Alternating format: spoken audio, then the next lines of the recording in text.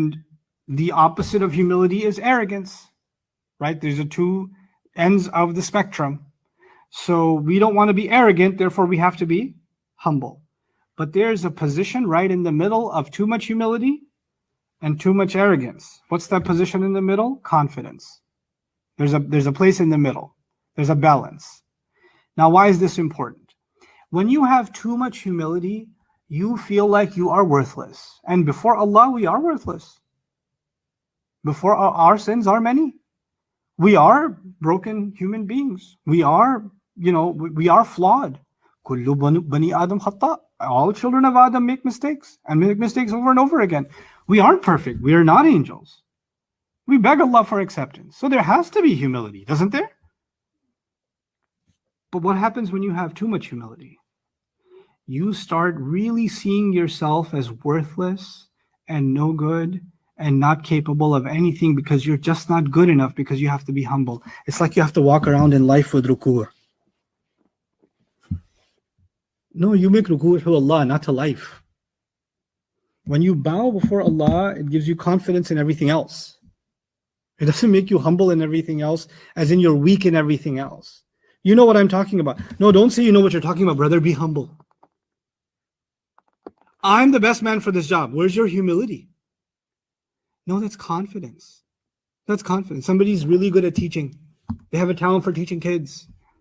When somebody says to them, why don't you teach kids? No, I am just a worthless slave of Allah. I am nothing. I am worthless. I have so many sins. I am filthy before my Rabb. No, I couldn't take such a responsibility. Yeah, I think you're filthy too, but there's nobody else teaching the kids and you're pretty good at it.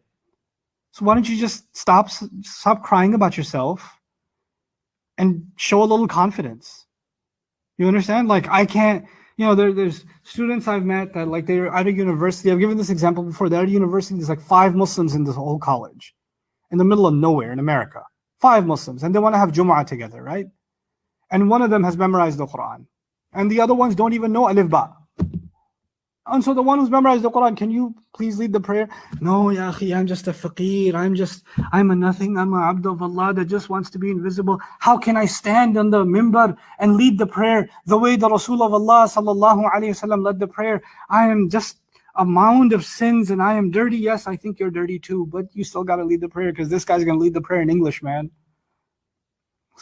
So can you just lead the prayer and then be humble after that? Sometimes you got to step up.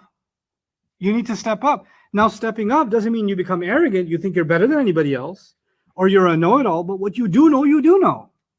You have to be confident about what you do know. Those two things have to go hand in hand. You have to be open to accepting your mistakes, to acknowledging your flaws. And by the way, the humility of Yusuf alayhi salam has already been discussed. Didn't he say, وَمَا أُبَرِّئُ نَفْسِي? One of the ways to I don't consider myself free of, my nafs free of blame. I'm not saying I'm entirely innocent. Oh, I don't have bad thoughts, or I don't have to fight them. Didn't he say that already?